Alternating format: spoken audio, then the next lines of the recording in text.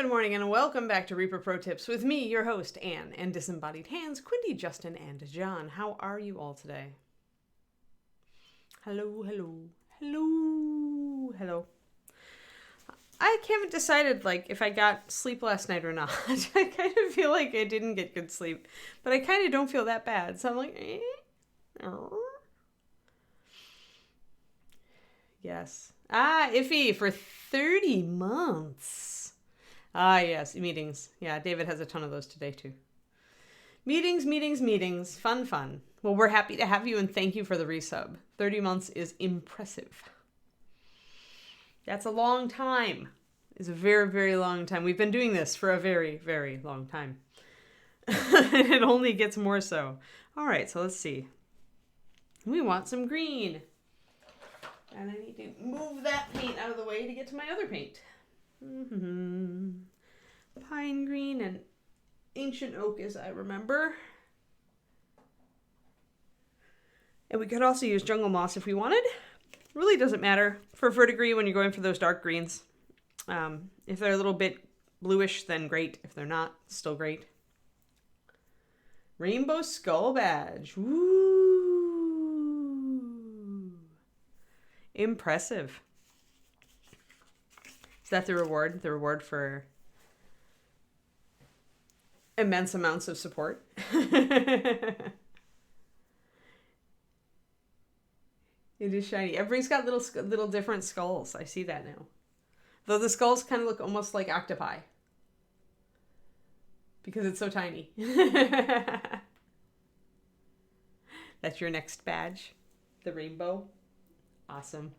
All right, so let's see here. We want to put in some dark green tones. I need to fix that arm, so let's just do that. I'm going to mix up some white. I think I'm going to do some orangey kneecaps. Why not? Kind of repeat that motif around the model. They do look like octopi, don't they? Now you can't unsee it.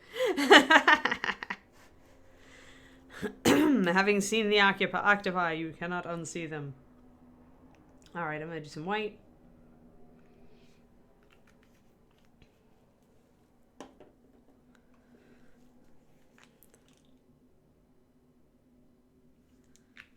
Alrighty.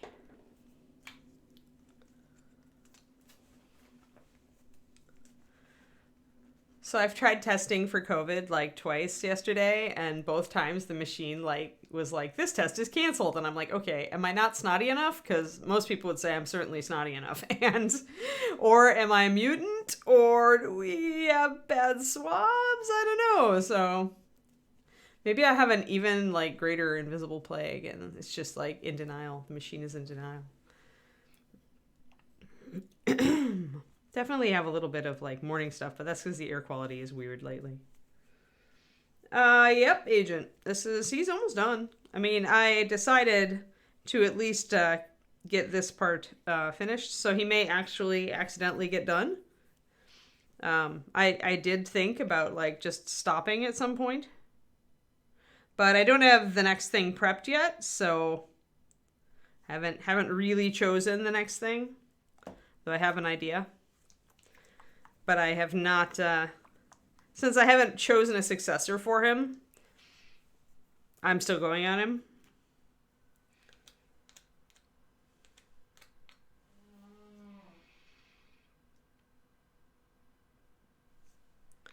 There we go. So we're doing 50-50. For the verdigris, we'll be doing half and half, ancient oak and pine green. Those are these colors. One is bones, one is core. I like the richness of the pine green, but the ancient oak has a bit more blue and a little more muted, which is maybe a little bit more fitting for verdigris, in my opinion. It's not terribly bright when it first starts to turn.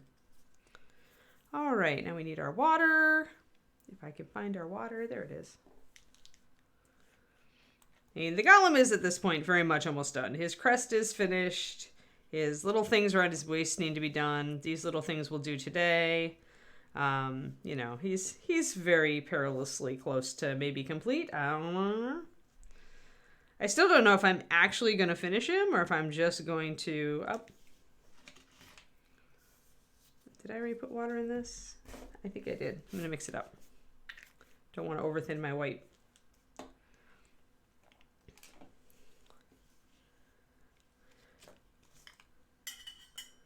There we go. Let's get this in focus. Fantastic. But yeah, he's a big model. He takes a while. This is why I don't like doing really big pieces for the stream, is that they do take a long time. We progress much faster through 28s on stream than we do with these big guys. And you really, if you want to do like a good work on a big model, that's pretty much what you got to expect. It's a bigger mini. It's going to take you longer to finish. You may or may not be able to rush through it if you wish, but ask yourself if that's the result you really want. On something like that, this guy, that said, we could totally just have painted him all bronze and done this wash on him, and he would look great. Like it would be boring, but it would be done. So.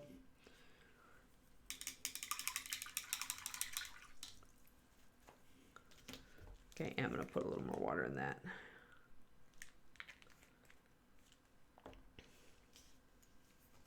But yeah, when you only work on a model once a week, really, actually a little bit more than that, once every 6 days, you see very little progress.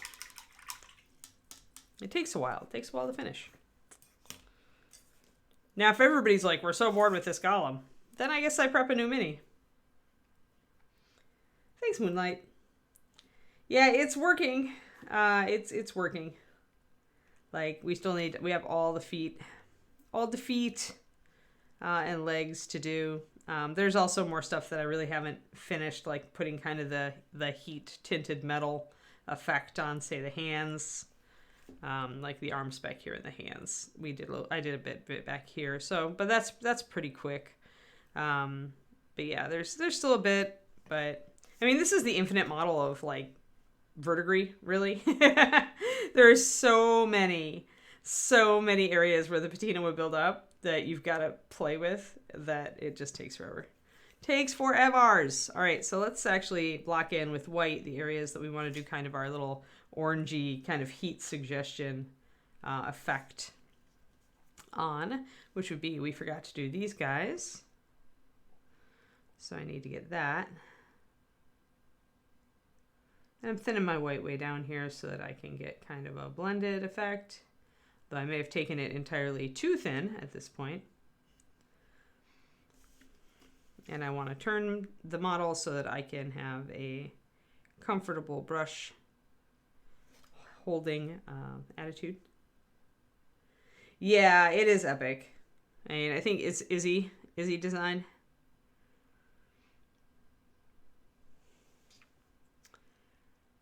It is very cool, but it's certainly got a lot of stuff on it.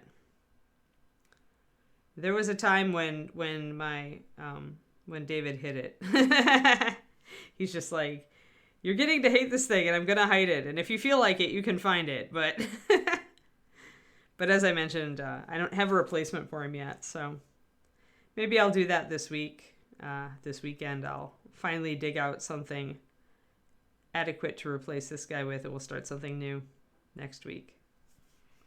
So just putting in, underpainting in white to do this orange and white, orange, yellow, white, red fade.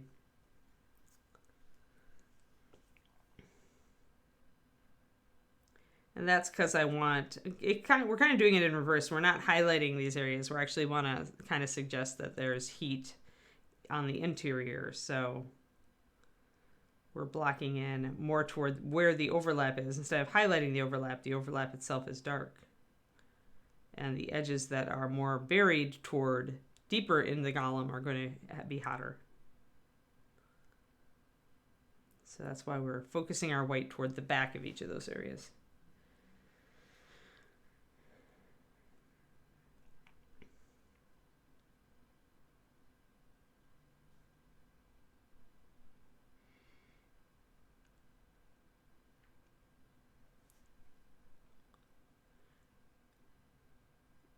Everybody is hanging out today, but you all are busy with work. This is the stream where most of the people like are actually at work, so like there isn't a lot of chat unless we really get people distracted.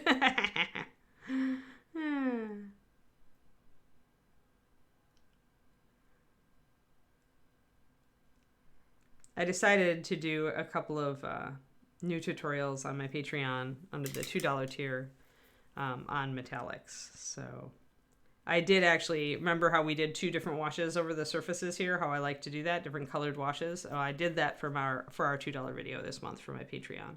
We're using different colors and using it over steel instead of bronze. So, and I'll probably do highlighting next month.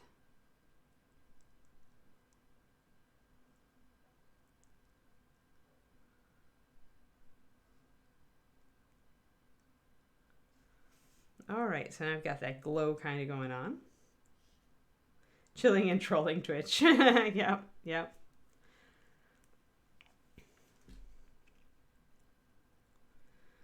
Well, you are always welcome.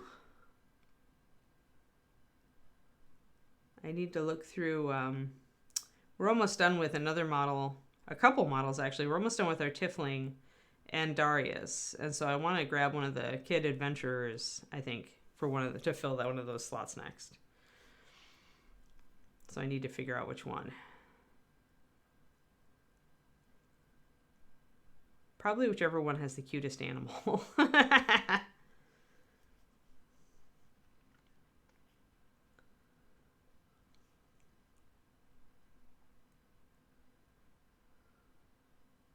That's where you have to start making a to-do list, Turgeon, because it's like, if you look at it and you just look at it, you're like, oh yeah, it's fine. But then when I point out, oh, we forgot this part, and oh, we haven't done verdigris on the legs. Once I point out that we haven't done the patina on the legs, then you see it, right? But if you'd been painting this all along and keeping the steps for each area in your head, you would have that already, you'd know. Thank you, Moonlight. It's been quite a trial, and definitely there was a point where it was like throw the mini at the wall. We're not really, but it's more like being bored. Like when you paint, it's like a dragon. It's like painting a dragon because it's big and it's all the same with very small exceptions. So you're painting scales forever on a dragon. And on this guy, you're painting bronze forever. And the only thing that saves it like from being crushingly boring for you as the painter is the fact that there's all these different designs on the surface, right? But it is definitely one of those models where it almost did not make it this far on the stream. I am not honor bound to complete every model. There are definitely times where I may decide that I just can't do anything interesting that I haven't already done. But I've decided to soldier through on this one. Just because he's such a cool model. The process, yeah. It develops over time, I think.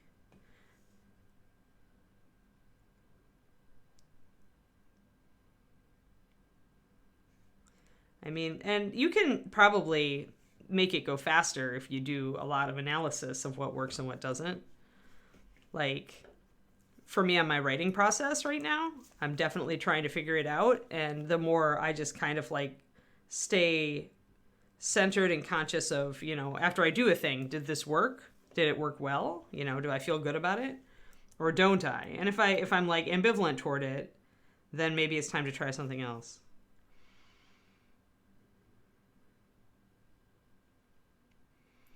Usually when I get toward the end like this, I start making a list of things that I have to still do or touch up. But here it's like it's staring me in the face. So probably it'll be after I do the verdigris on the legs, then I'm going to sit down and make a list of what's left. Little pieces or bits that I would like to touch up or make better.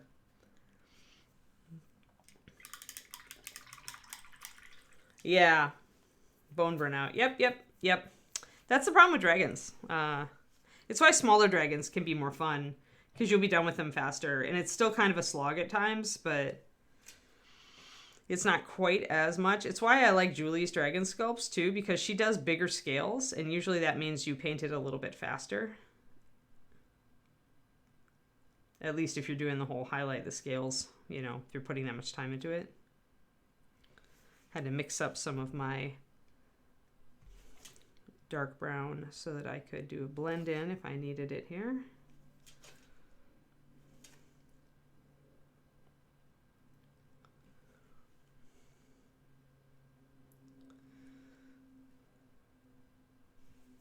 But yeah, I think really feel like the creative process is different for everybody on that.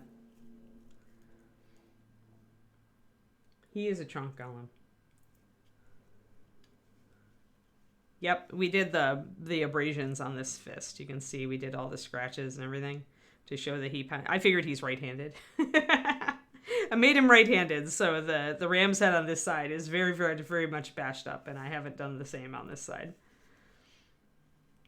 Yeah, I think bigger scales look better painted too, Julie. Yeah.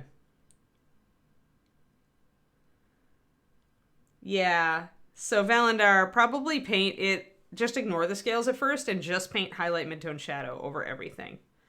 Paint it like it's a cape or cloth or something.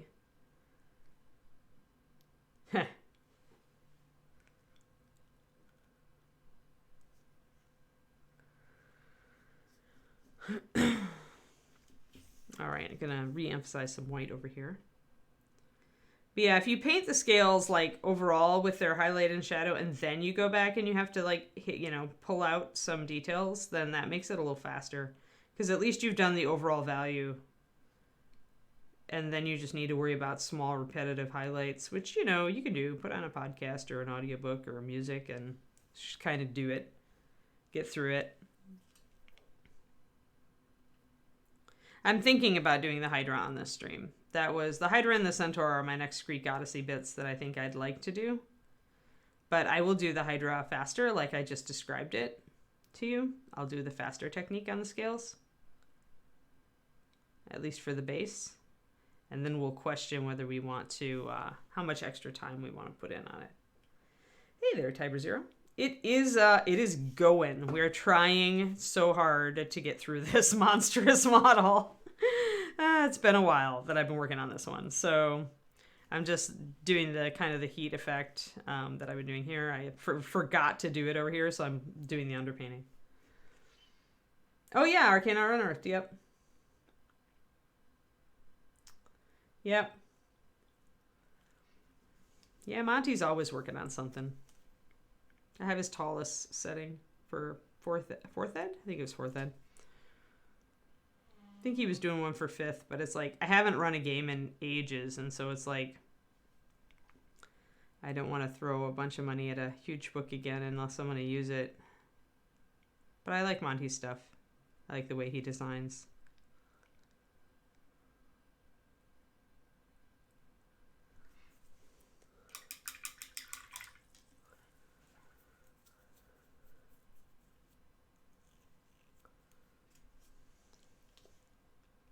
All right, let me grab some liner here and touch up my edges.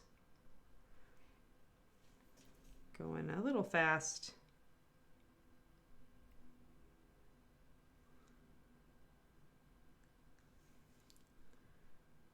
Want to make sure everything is still defined.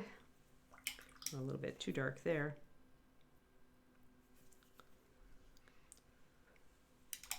Hello, Lady Kachara. How's it going?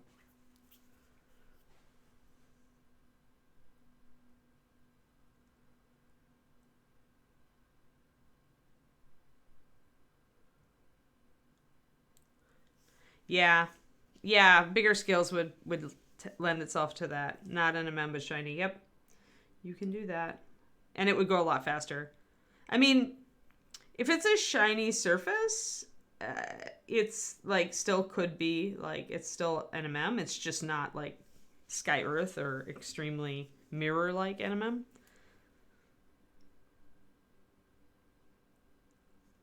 I mean, really, if a surface is shiny, it doesn't matter if it's shiny enamel or shiny metal. It's really how smooth it is.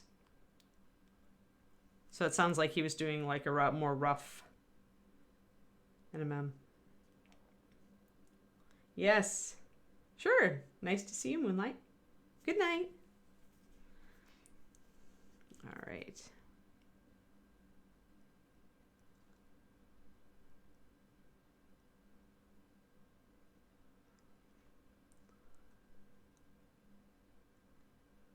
I'd be interested to look at it though, because if it's, I wonder if he has pictures up on an Instagram or something. Do you know if Luca has an Instagram? Does he put stuff up on it?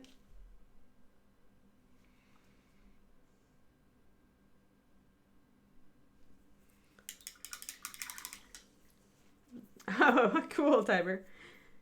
Yeah, we're definitely this guy's a step above. I don't know. He's definitely usually I don't do this much weathering on a piece. So but I'm glad she likes it. Okay, Quindy. Well, maybe I'll go look him up. I assume it's under Miniatures Den. Because I'd be curious to see how he did the scales.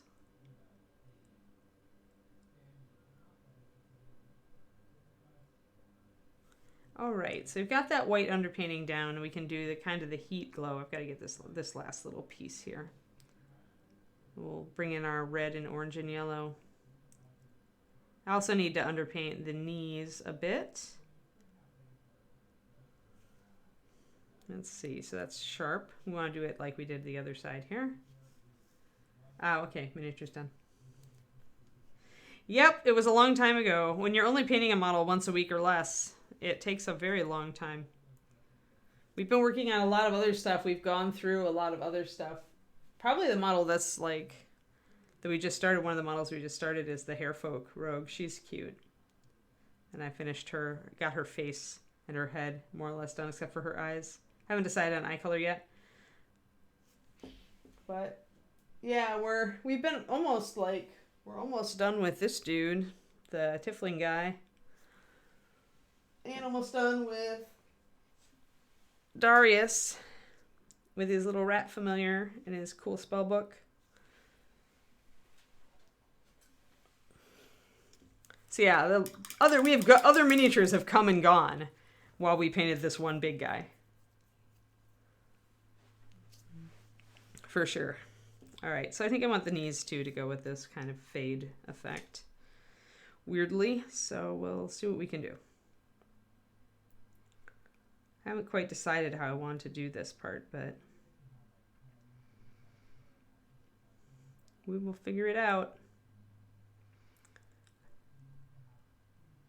I just kind of wanted the knees to be kind of a heat sink, almost. Like if he's got this magical generator inside of him, then I figure these vents are pretty much heat sinks to let that heat out. So then there was nothing on the legs really that could, that was the same kind of design as the stuff on the front and back and the sides. So I was like, let's do the knees.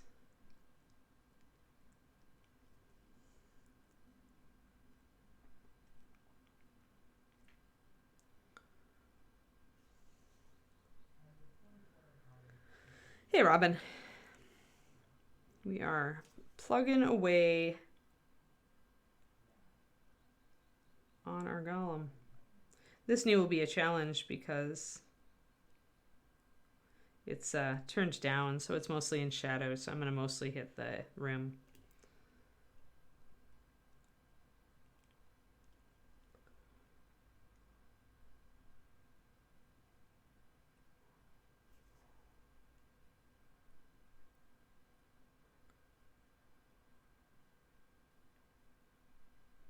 There. Alrighty, let's get this a little bit brighter, and then we will get our oranges and yellows out. So we got lantern yellow. We want to use really bright, hot colors for this. I think I was using Cavalier and Magma. Something like that. So these colors. Lantern yellow is very orangey yellow. Cavalier is a very hot, deep orange. And then Magma red is a very orangey red. And that's as red as I go. That's like and that's glazed over some of the dark parts out here. It's not even really, you don't really bring it up bright, but you put it over the brown, the fade there. So we'll start with our yellow.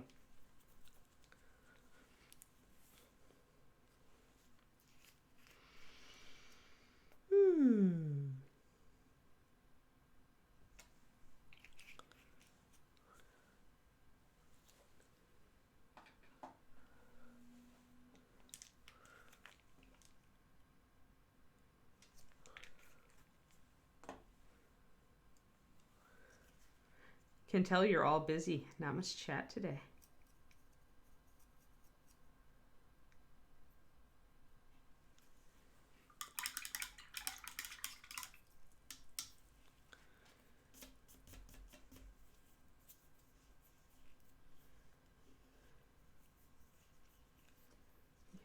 You found it.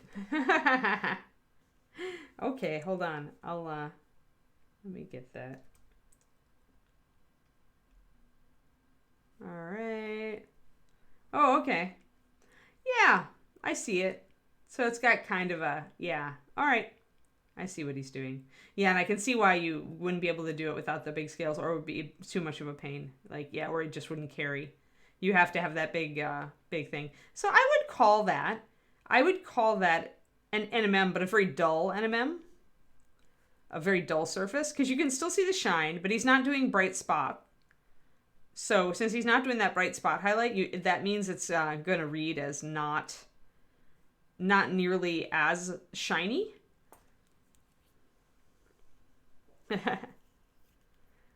Hello, Sir Necronomicon. We'll call you Sir Necro for short. Mostly because if I'm tired, Necronomicon is going to become Necronomicon or something like that. But welcome. Yeah, this is Reaper Pro Tips. So we work on a different model every day. And we have a 6 model rotation. So we've been working on this guy for a very long time because he's so big. Tomorrow we work on the Hair Folk. So I'm working all with Reaper miniatures on this one, on this show. But we try to do a range of sizes and types of characters and monsters. So we mix it up. This guy is, yeah, he's close to done. I have to doing the kind of the heat effect here. And then I need to do more verdigris, more the build-up, the green build-up on the legs. And then we are, the only thing we haven't done is the mosaic floor, really. Yeah, most folks do. Okay, good. Necro Yum Yum. Yokubes. Something like that. Something like that. So I'm going to glaze the yellow over the whole surface where I see white. Just to give us a good basis. I'm probably going to come back in and add some white in the far inner corners just to bring up the heat feel to it, just like I have it here. But I'll start with the yellow, and then we'll go to the orange, which is going to be Cavalier. Oh, I need to do his knees. Oh well, I'll mix up some orange first. Uh-oh. Oranges do take a bit of shaking.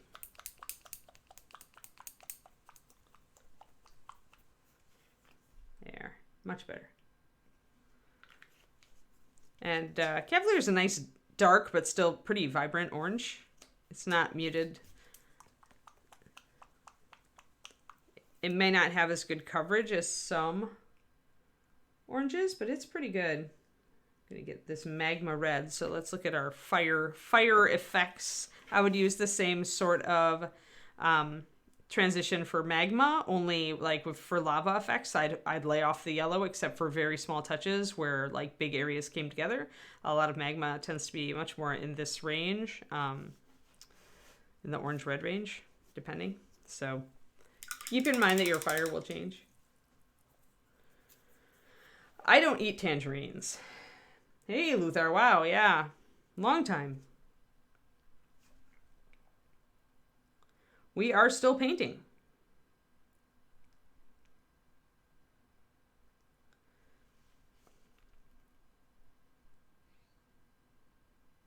I wonder what percentage of shows on Twitch run for as long as Pro Tips has. And so consistently.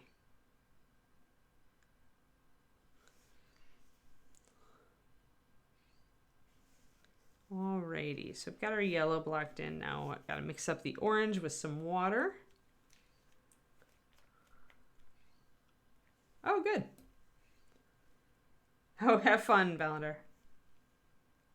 So I'm going to thin these quite a bit, guys, at least 1 to 1. These colors, the orange and the red, because I'm glazing them to get just hints of color.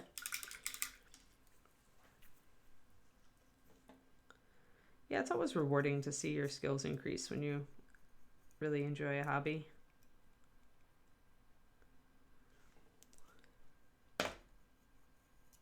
Might need to actually thin these even more. These are... Might be able to do the orange. We'll see. I'm going to try the orange.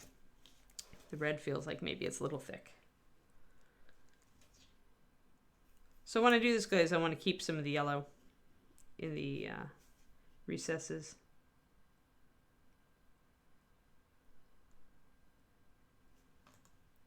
Just a little bit though.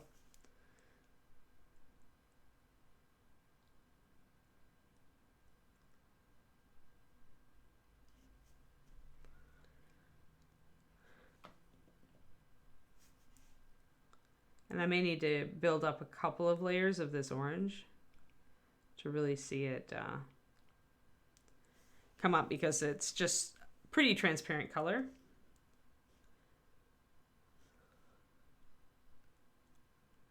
Yeah, Lady Kachara, that's how I cut. I react the same way, and I have to remove things from my desk. My biggest piece of advice for you is to limit yourself. If you are the type who, like me, gets overwhelmed with too many miniatures, limit yourself to 3 minis on your desk. 3. That's it. It doesn't mean you're not working on the others. Just put them away side in a box right next to your desk or something. Just put them away or on a shelf so you can't see them. And then you will find yourself more productive. Caking. Describe caking. Like, you should definitely be thinning them, Luthar. Like, when I put on a base coat with tan skin, I am thinning it like 4 or 5 to 1 with paint to water. And then when I'm doing highlights with them, I thin them quite a bit.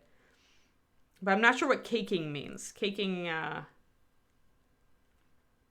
you do if you want to work, if you actually want to work. It hits me so hard, Kachara, when I've got more on my desk. I just do my like urge to work goes away. So once I realized that, then it was easy. I just always only keep 3 models on my desk. Everything else doesn't need to be there. And if I have to stop each day before I start working and pick the 3 models out of like whatever I'm working on, then that's cool. I can do that. But more often, I just use it as a focus tool to make sure I'm only working on a few things. Clumps up on the mini. Are you sure they're not frozen? You should never, ever. When did you order them, Luthar? Because that sounds like frozen paint to me. If it's got clumps in it and it's not smooth, that's not good paint. Yeah, either that or you're not allowing it to fully dry before you do the next layer. If they shipped in February and it was frozen, then you're at risk for frozen paint.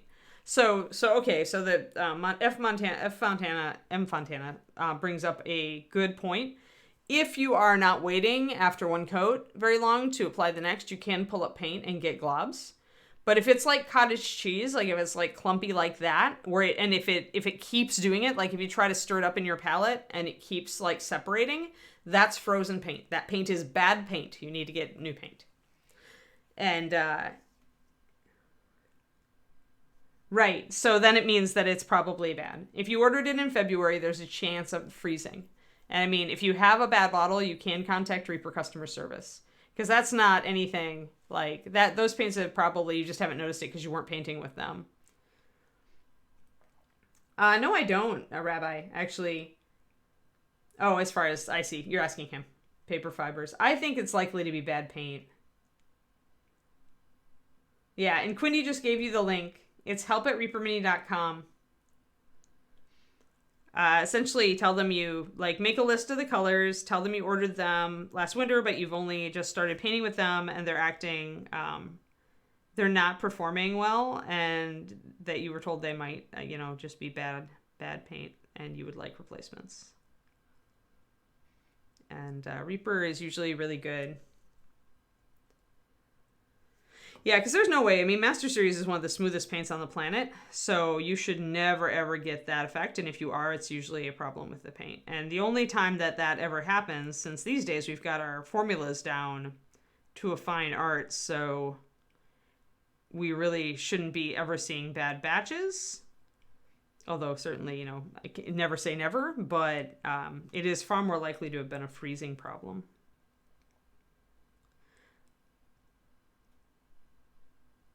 Because when paint freezes, it causes exactly the issue that you are describing. The paint will fall out of solution, and it won't go back in.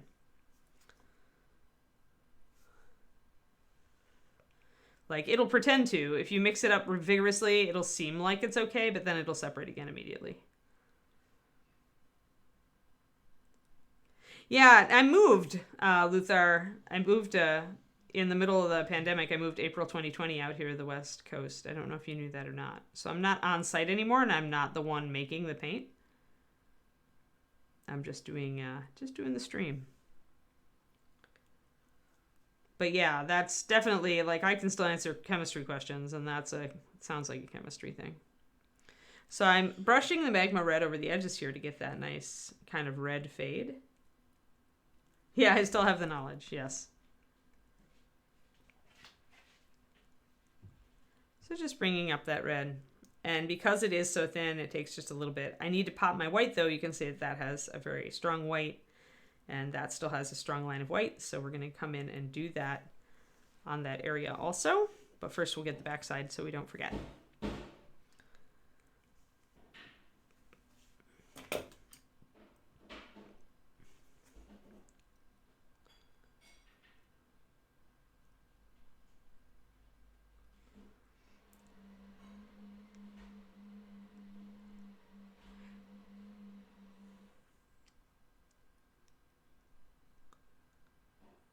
There we are. Just a little bit of lining just to neaten things up in here. And then we'll go in with the oranges and reds.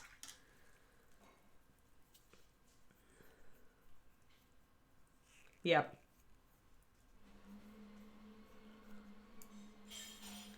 Yeah, and honestly, I often start darker even with pale skin. I find that otherwise I don't get deep enough shadows and the mini's face looks flat. So I will often start with tanned highlight on fair skin. And it is actually meant to work that way with those initial skin triads. When they're all in a row with the tan skin to the fair skin, you can start at any point in that and just go 2 colors to either side. Or 5 if you want to make it a pentad.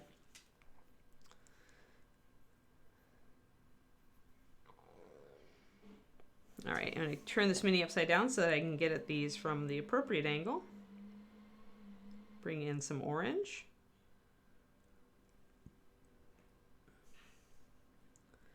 But yeah, chalkiness is almost always user error. I mean, it can also be caused by a bad batch of paint, but in general,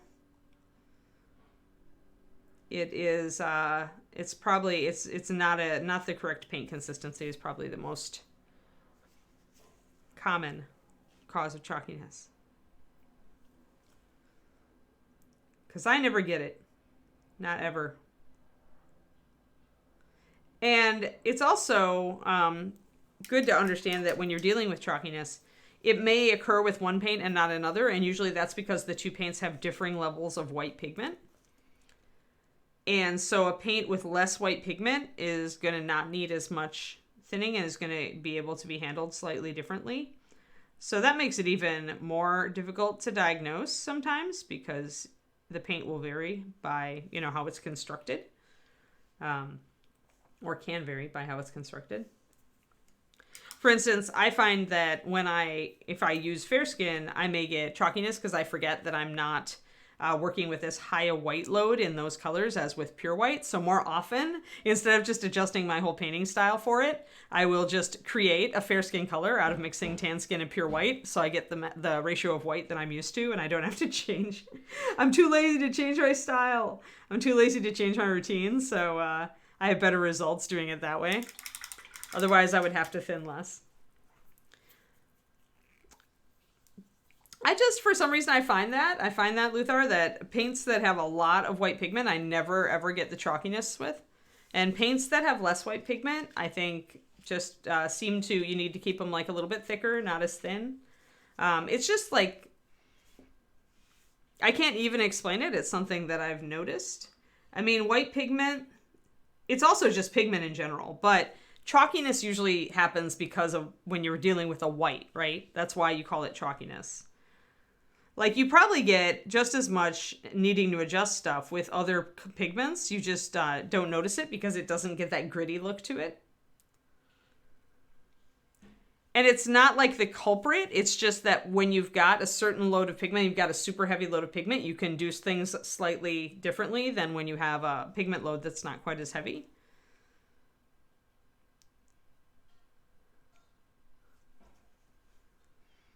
And Reaper paints do not all have the same amount of pigment in them. You have the pigment loaded in to get the color that you want, and that's the same with any paint line usually. You know, you're going to be going for a certain effect, so you put, you know, as much pigment as you need to get the effect that you want. But that could act differently when you are thinning the paint.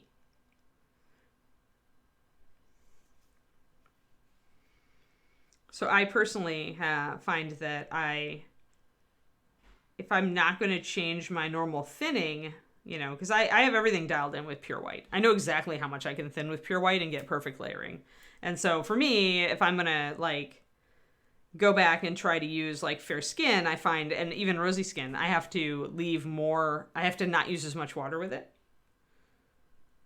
Well, the chemistry of each pigment is different outside of the color, yes, Luthar. But I think the reason, really, that most of paint chemistry is very, very common sense. And I think that the real thing is that we notice chalkiness because and when we are dealing with white. Other pigments don't have that and don't leave that same artifact. So we might get also a precipitate effect with them. We just don't see it. We don't notice it like we notice it with white. Probably because with white, we're building up highlights, right? That's when you're thinning the most, is when you're trying to do layering and you're trying to do highlights. That's when you get chalkiness. You don't get it when you're doing midtones or shadows. You know, when you're not using a paint that you normally highlight with, you usually don't notice chalkiness. So I don't know that it's necessarily the pigment itself so much as this is the function we use light paints for. And my particular ratios are made to work with pure white because that's just how I roll. So the only reason I'm bringing this up to you at all is that if you start to mix fair skin tones by starting with, say, a tan skin and adding pure white to it, you may need to adjust whatever ratios you're used to working with, because I do when I go back and use things like fair skin or some of the other really pale skins like peachy flesh. I need to adjust my ratios to get a smooth blend. So that's why I'm bringing this up for you, is that you will find that, and it probably only is a thing if you are mixing skin tones, pale skin tones, by using pure white rather than reaching for a pale skin tone. This is probably the only time you'd run into this. But that is what I do all the time, so usually because I'm mixing a custom skin tone. But yeah, I mean, there is a different chemistry for each pigment. I mean, you see that more in artist paints, and they'll talk about where they have to use different surfactants and binding agents depending on the pigments they're working with. Like there are definitely chemical differences between phthalocyanine blue and like iron oxide. But in general, those differences are so small, you won't notice them. All the pigments are made to work together, more or less. And these days, with pH value and everything else, most industrial pigments are made to work within a very narrow range where you wouldn't otherwise notice it.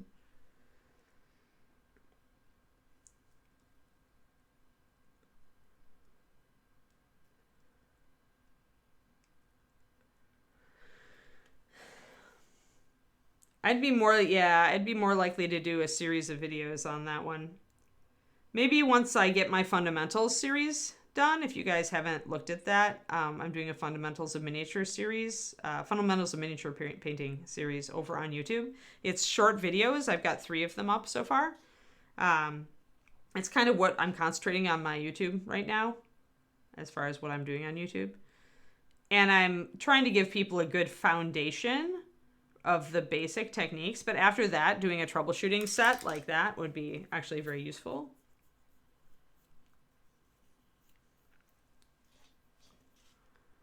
And probably the way to talk about it would be to kind of go through each color and kind of figure out like common pitfalls and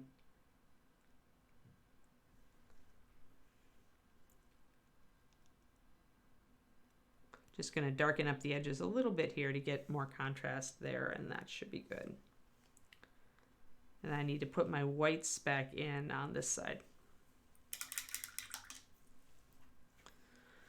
But yeah, that's a good idea for the fundamentals series. Once I get all the basic techniques in there, then we can start talking about like troubleshooting and maybe a little bit more about supplies and things like that. But I want I wanted to set people up. Like the next one that I'm doing is actually on additives because people don't understand, like, when you start in the hobby and you hear about Flow Improver, you're like, oh? So I'm going to explain very, very short Flow Improver, sealer, slow dry type mediums and stuff. That's my next one. Because that's something that people run into pretty early in the process, and it's usually not explained concisely or by somebody who understands the chemistry. So, yeah, no problem. Have fun, Luthar.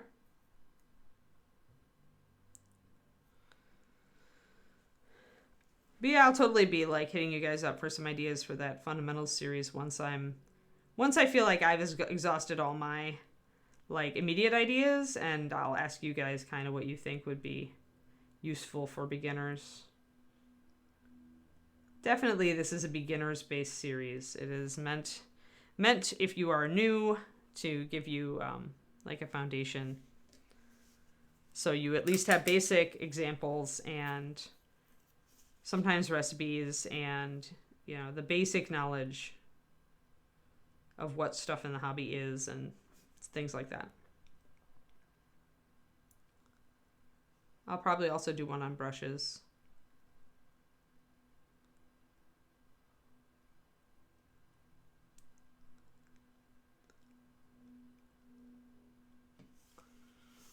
All right.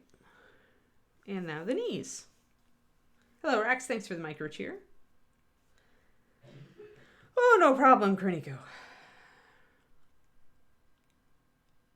Well, that's why we do this stream, right? I have made mistakes on this stream before. The problem, Big Apple, is that it's hard to force yourself to make mistakes. There's sometimes, like, you try, and it's like, you're just so used to doing it, like, right, that you'd have to experiment to find the way to do it wrong, because you just don't think of that anymore. I'm gonna do some orange around the edge here. And some of it's easy, like, don't, you know, try to base coat yellow over black. That's easy.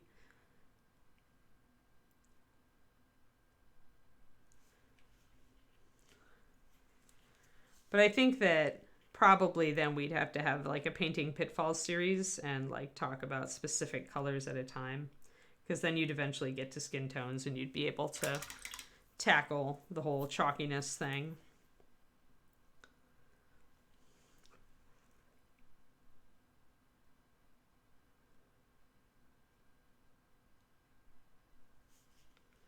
Alrighty, bringing in the orange on the knees. You can see that color. Hello, Dogfather.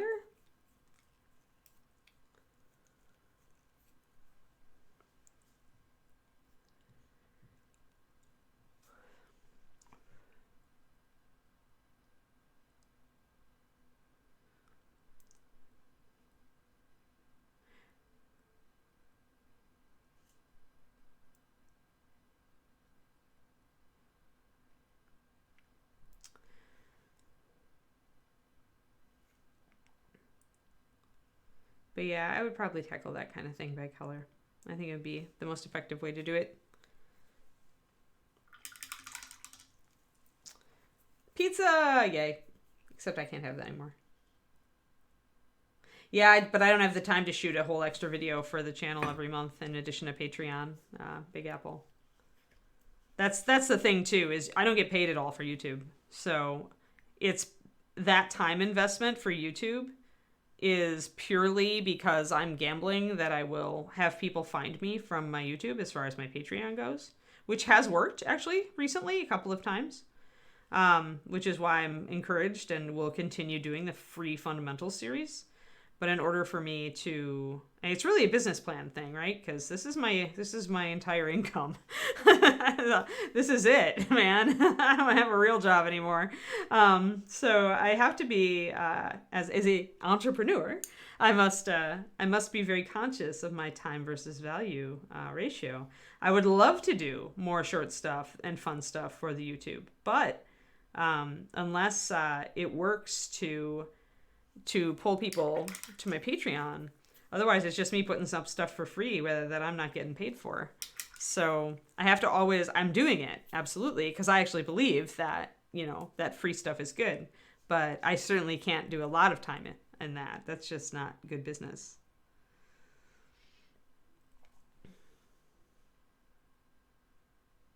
Right, exactly. If you look at how much I'm doing, like in a day, like streaming here, streaming my own channel, doing YouTube video, doing the Patreon, it's a lot. It's definitely a lot. Putting up stuff on my Instagram, trying to keep my website up to date. Though the website's an incidental more than anything, but it's there. Yeah, it's a lot. And it'll get done. I'm just telling you it's not going to get done until I'm done with the Fundamentals series. Then we'll do Painting Pitfalls.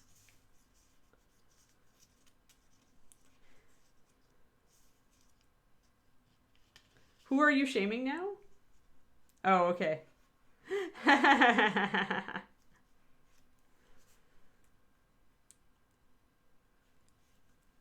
Yeah, you got to have a business model. Like, I'm not afraid to talk about the business side. Actually, I am currently going back to the drawing board with my business plan for my author, for my books, because good book covers, guys, they're pricey.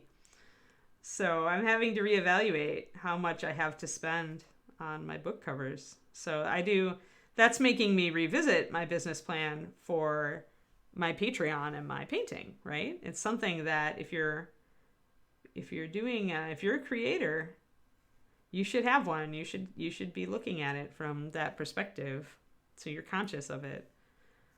Because you always want to give people value and be putting out great content, but you also need to remember that in the end, you actually are making a living off of it. So,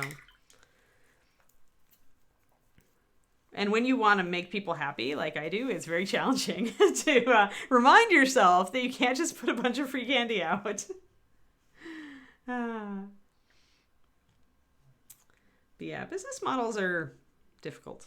Very difficult for creative people. When you're a creator, you don't necessarily have a great business brain. And I worked in the corporate finance world for a while because I worked for Equifax long time ago in a galaxy far, far away. Banking and finance was kind of my work experience before Reaper, weirdly.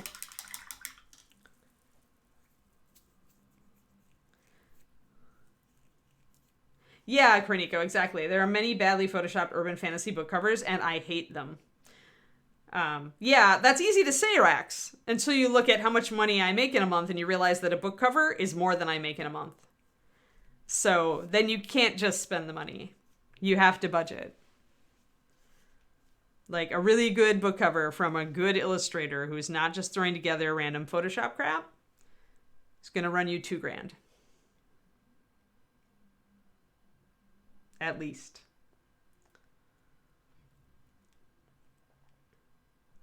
Yeah, Lady Kachara, I just found out about an app. I think it's zero.com that makes it really easy to take pictures of receipts and stuff to track your expenses, and I think you can hook it up to a credit card like you can do with Mint and stuff. So I'm thinking about doing that because it'll help me track things better.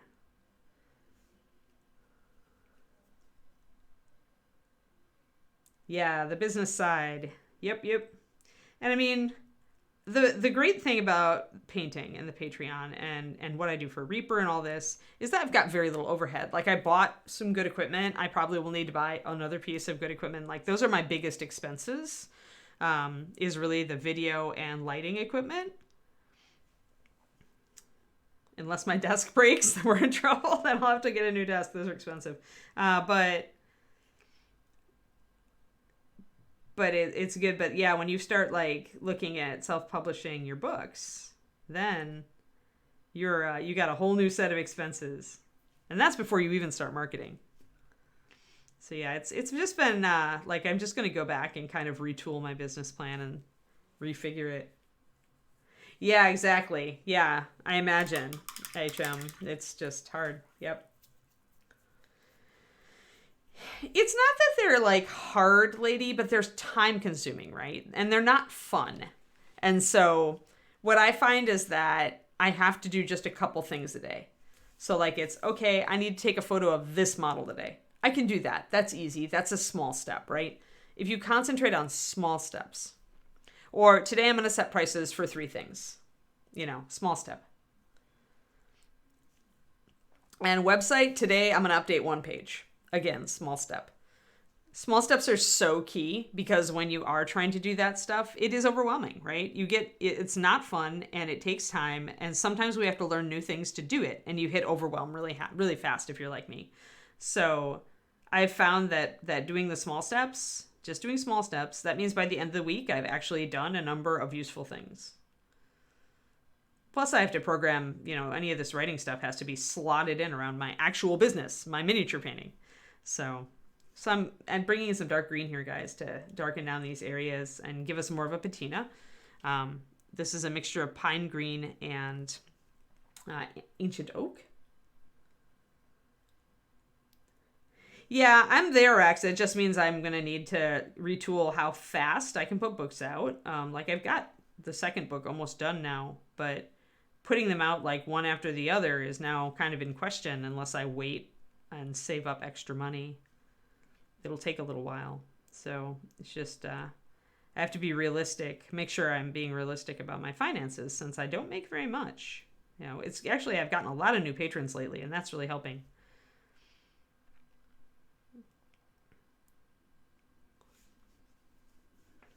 So thank you if any of you are watching, new patrons. You know who you are because I sent you emails that said welcome.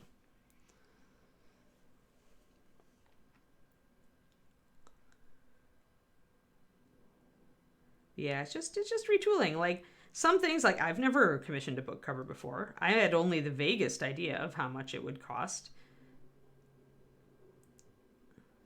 to get like a real illustrator.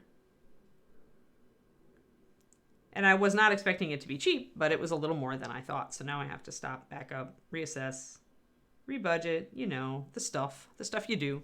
So putting extra green wherever inside these little curly cues, that's where water would pool. So that's where we are throwing some extra green in there. But yeah, I actually stumbled across like a really helpful thing in one of my kind of like self-publishing books the other day, which is that pretty much from years 1 to 3, depending on how many books you manage to write and produce during that time and how successful they are. But generally during years 1 to 3, you should expect to lose money on your author business because you're going to have a huge outlay for editors, proofreaders, and covers, and you're not going to be making near that much. So you should expect it to take a while, depending on how many books you are able to publish in like 3 years. You should expect to take a while, which was a good to have an estimate. Yeah, the Genius Grants or the whatever. Well, I don't know. It's kind of like, it's a pain, Turgeon, but it's also challenging. Like, there's something about building this business myself, and it's just me, and it's my effort, and it's, me, like, finding you guys and having an awesome supportive community. There's something about that that's just richly rewarding. Do I stress about money? Yeah, I do. Is it a challenge because I can't just pull a trigger and do what I would love to do? Yes, it is. But it's also really rewarding when I do succeed and hit my milestones, right?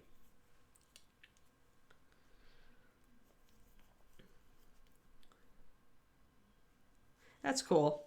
Yeah, I still have an agent sitting on, I could still get a traditional publishing contract. I still have an agent sitting on my material. That's such a slow process.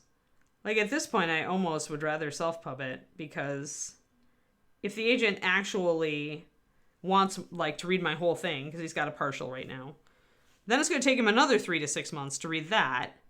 And then if he does take me on, it could take a year to get a publisher to take it, if they do. And then it could take another 2 years for that publisher to publish it, which is insane, but that's how slow New York is. So if I don't get a traditional agent and a publishing contract and I choose to indie publish, I have full control over my covers and my content, even though I'm paying for it. And I could like have it published this summer. So it's like really kind of like question marky as far as what I want to do. All right, so we've got that green mapped in. See how rich that patina is becoming now with all these layers. We put down a green wash first, which cooled off our bronze and took a lot of the red tones out. We followed that up with a rich brown dark wash, and then we extra painted even more dark in, and now we're taking the dark green over the top. And so we've got I had four colors, four different layers of color here. We've got this beautiful rich effect on our bronze.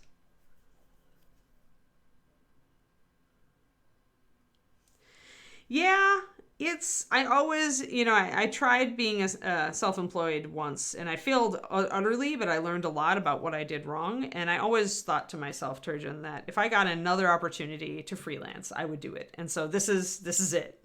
This is my chance. This is my shot. I told David if I'm ever, like so money stressed and not making enough to put toward retirement, that I would stop and get a real job again. So... But I love this. I love doing this. I love living like this. And so I'm going to essentially throw myself at it. I'm going to throw myself on the grenade and see if I can do it. Now, it does help. Obviously, I don't have kids. I will have a dog. that will be expensive too. But, I don't have children, and so that makes it much easier, right? With other people, with smaller people not depending on me. I don't think I could do this if I had a family.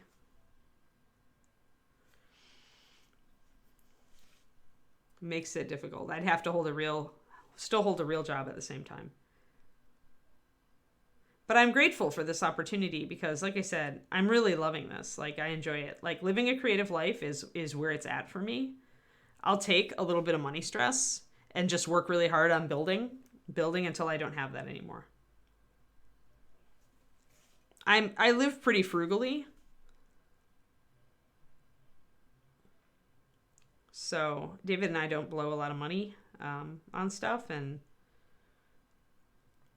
there's very little that I spend on leisure. Like, I have my Audible subscription, but we don't like go out and do a lot except for planned vacations. So that helps. So I'm blocking in some greens on this side. Just kind of changes the temperature of the area to bring in these greens. You can see the greens building up here. And then when we come in with the verdigris, I'll probably do a mix of this dark green and these lighter greens so that you can see kind of the difference that builds up like up here. But this is actually the part of painting metallics that I really like, is taking different colors and layering them over the top of the metallic and then coming back in and highlighting your metallics at appropriate places. So you get that lovely color complexity and patina, but you also have still the metallic. It's still evidently a metallic.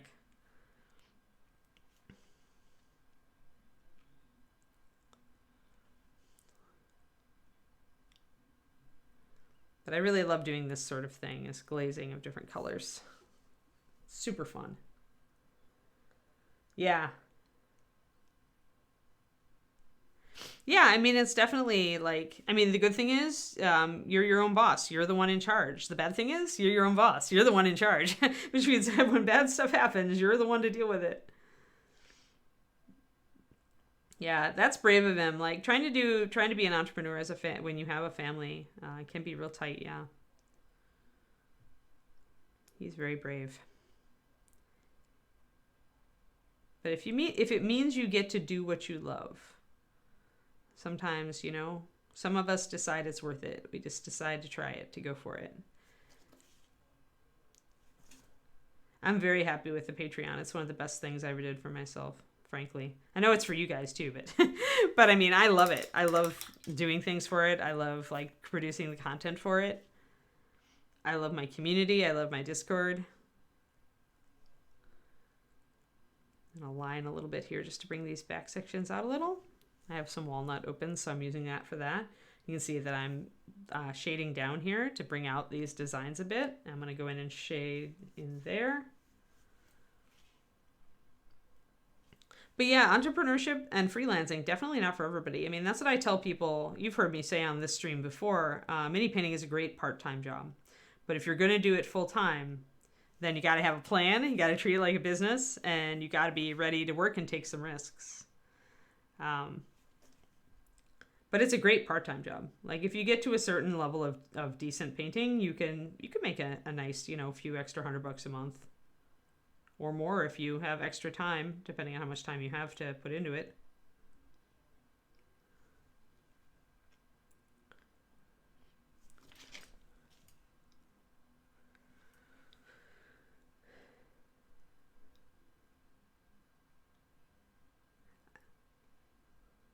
I'm just lining a little bit underneath these big plates to get more of a dramatic shadow here. But yeah, I do tell people, because I experienced it firsthand, I didn't know if freelancing was for me after I failed on the initial try. I was like, wow, I have to rethink this. But over the years, as I remembered that time and I kept thinking about it, I'm like, well, I would need to do this. I would need to do that. And then when Patreon came along, that changed the whole game, because that gives you a predictable, more or less, income every month. So that's why I'm such a Patreon promoter. It's because it really has, like, me and a whole bunch of other creators are like, without Patreon, there's no way we could do this.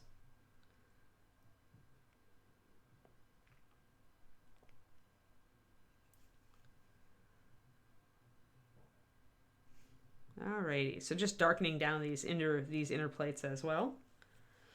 Right now I'm looking for contrast, because if we're going to come back, we're going to do some verdigris and then we're going to do some highlighting. I want to make sure that my contrast is really good. And right now I love this leg right here, this one that's sticking out. I think the shadows and highlights are playing up really well here on this front leg. It just looks beautiful. Like, if I only highlighted just a tiny bit, it would be beautiful. Like, I wouldn't need to do anything else. The one here, I feel like I need a darker shadow on the front because this is turned under. So I'm actually going to paint a bit more over the entirety of the bottom of this leg, like a layer of green over the whole thing. Build it up, dark shadow.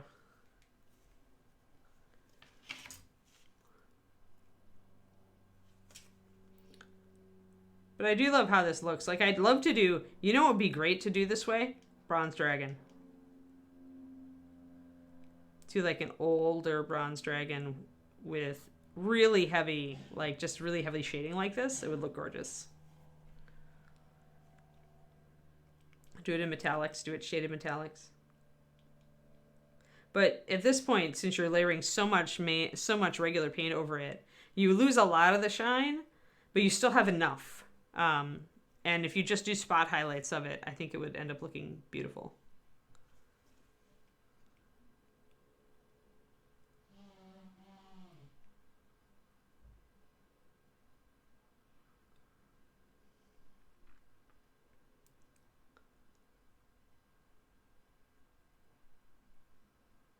Do we have a bronze dragon in Reaper? Guys, is that I know we don't have many of the metallic dragons. We've got the copper, we've got the silver. But I didn't know if we've got a bronze.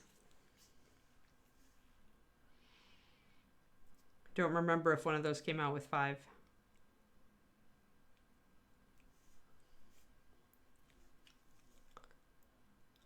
Guess you could paint the copper dragon like a bronze dragon. Wouldn't be quite the same.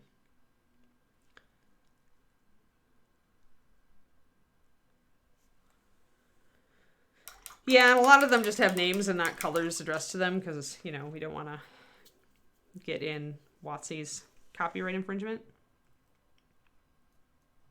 So it's just a dragon painted however. But yeah, it'd be fun to paint a bronze dragon like this. Like just with all these multiple colored washes. You could do so much. You can get just such a rich tone. I haven't even added any touches of red or anything. I could do that and get even more interesting. They're all bronze dragons if you paint them that way. Yeah, no.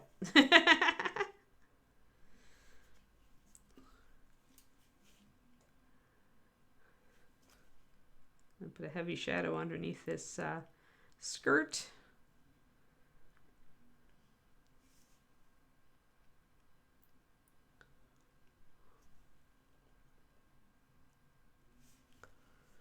All right, I think that is getting there.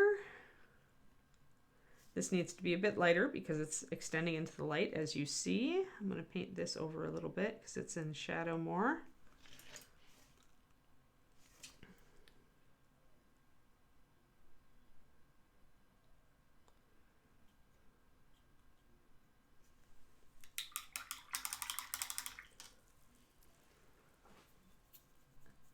Oh yeah, NMM on, yeah, silver isn't as much fun.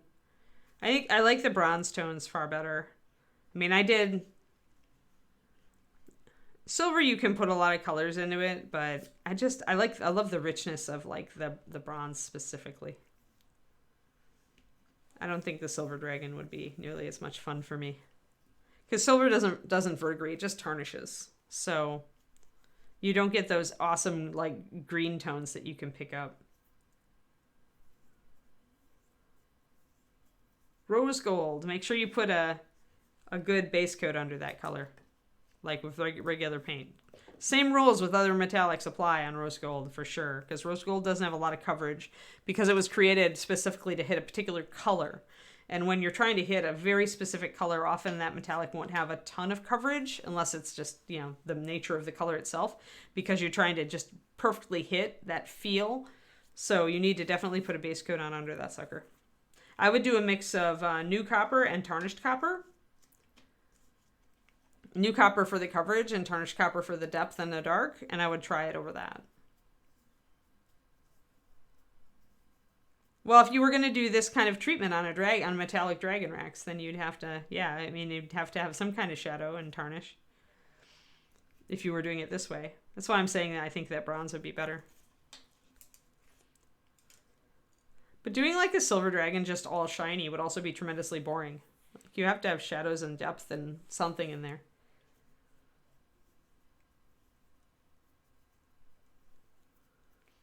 Yeah, rose gold definitely needs an undercoat. All right, I think that is pretty good. Could use a little bit more green in those. Boop, boop, boop.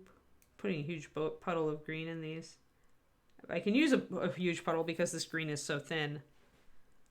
You can see that big puddles. You can do whatever you want, Rax. I have sworn not to paint a dragon on this stream. And I'm gonna hold to that. I said I would paint a dragon head. That was it. And until I have that dragon head prepped, it's not gonna happen. So I have to find time to prep the dragon head. First I have to find it. I'm pretty sure that's the box that's farthest back in the corner of my closet, is the giant dragons box.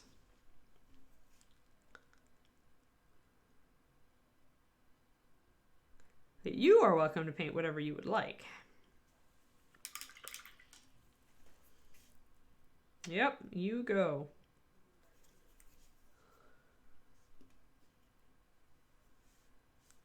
And if you think this takes a while, a dragon will take even longer, so that's why we won't do it.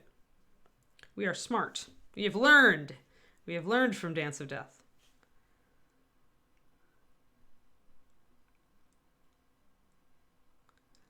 Doing a mix of some walnut with my green mixture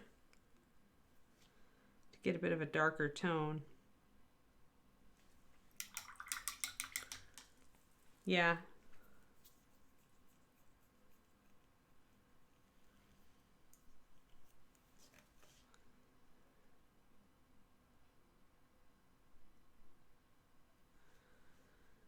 The big thing with Dance of Death is you just got to understand, either you're going whole hog and it's going to take a long time, or you're going to go quick. So ask yourself why you want to paint Dance of Death. Ask yourself, is it for the results, so you can just have the two dragons fighting and put it on your desk, and or is it to really do it up to the nines? Because if it's the latter, be ready to invest a lot of time.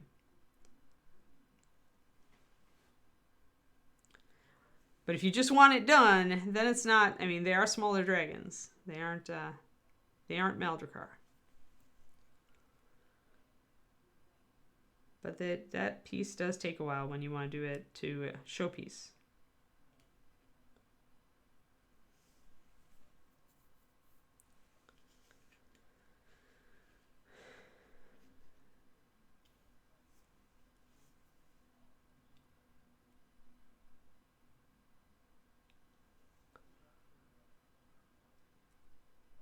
Alrighty, just darkening down the sandals bits down there. Turning it around, looking for places I need to put an extra line at this point. And next time we will highlight and get some, get the verdigris done.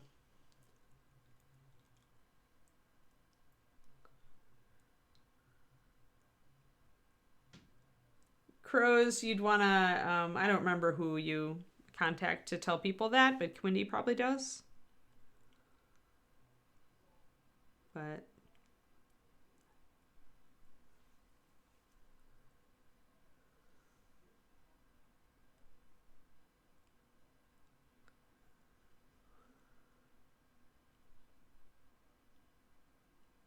alrighty, so just shading down on some of these areas. Pretty much just preparing to go all out with the verdigris next time on this model. Oh, need to go and do some dark shadows over here.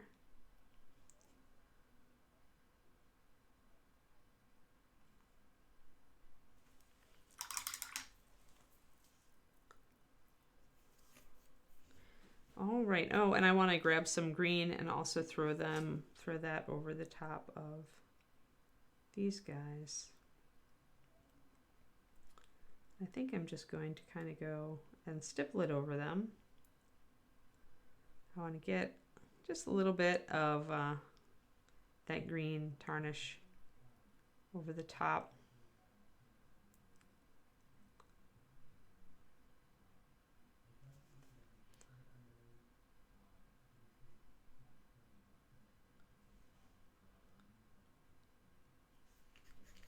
And that's got to extend to the front as well. There we go. Quindy's got it. Thanks, Quindy. And thanks for catching that, Crows. Stuff happens for sure.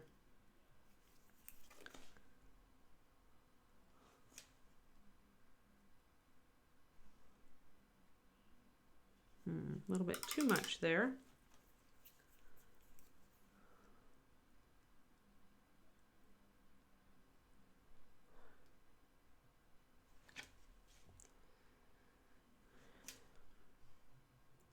I'm sure they'll figure it out eventually.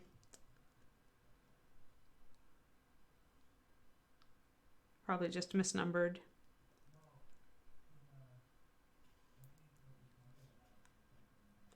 There we go. So that knocks down those to be more in the range with these, is to put that green shadow over the top. So now it's at the same complicated level, relatively complexity level as the rest of everything down here.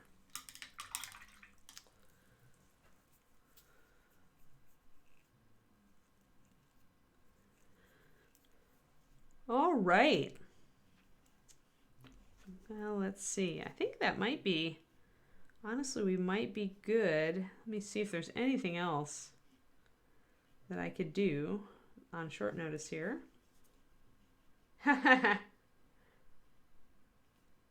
Yeah, I agree, Quindy. They just got either tagged wrong or mislabeled or something. Who knows?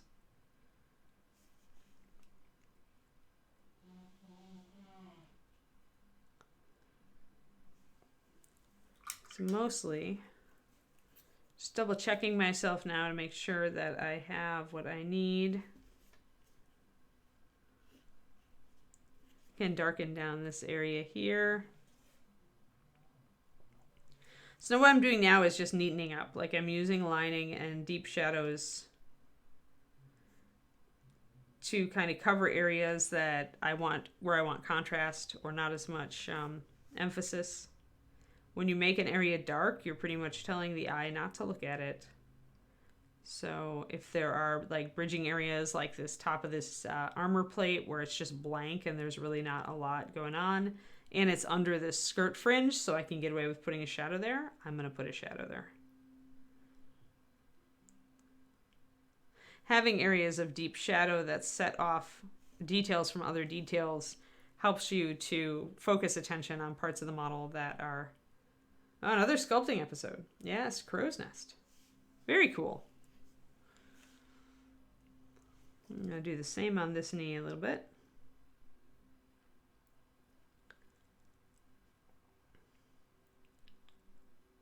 And I use regular paint for these deep shadows.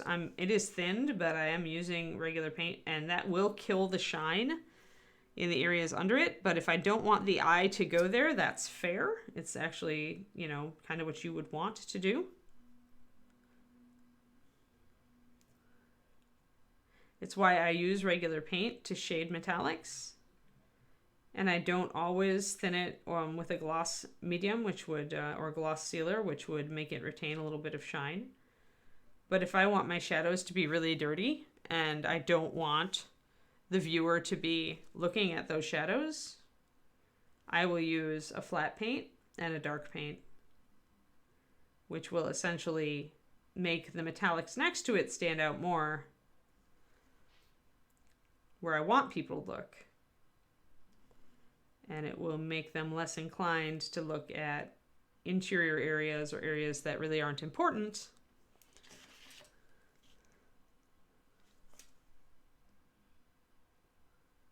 So blocking in shadows behind some of these little skirt areas. Leaving the front bold.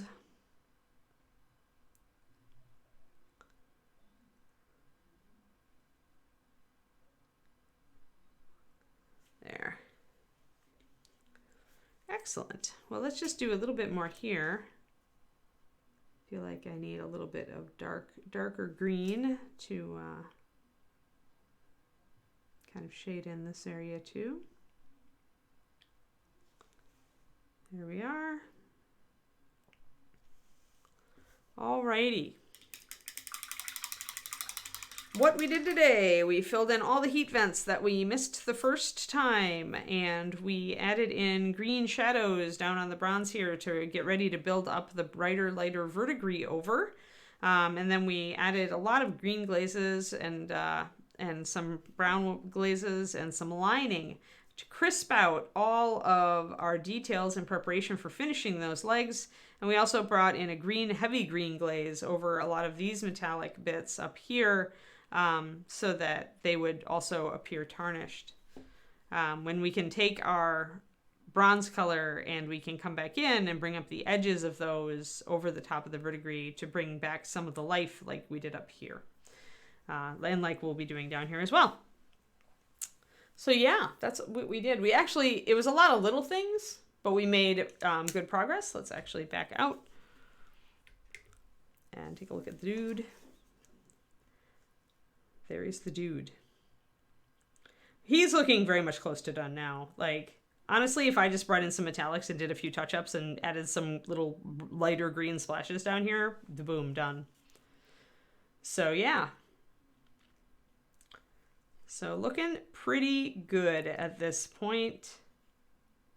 Just some highlights and some verdigris. And then we just have to figure out if we're actually going to do the mosaic floor or not on stream. Maybe I should. If so, we'll do a very, very simple design. Probably in like kind of the green turquoise color and white, off-white. And that's, I think, where we're at. Maybe black. I don't know. Yes. I hope you all have a fantastic day today. Tomorrow, we will be back with our lovely hair folk. She's so cute. We'll probably do her eyes, and we'll work on the rest of her fur and bringing up the texture on that and the colors. I think she's working really well right now. Yep, bunny. Definitely a bunny. I'm debating her eye color. I could go golden if I wanted to go with a traditional hair eye color, or I could go like blue if I want her to look more a person. But we need to figure out what colors she's going to be in before I choose an eye color, probably. So yeah, come on back tomorrow and we'll be working on the hair folk. I hope you all have a lovely day. Do tune into Crow's Nest for an exciting Weeby badgering Proctor about sculpting episode. Thank you, Quindy, for being such a great mod, and I will talk to you all later. Bye-bye.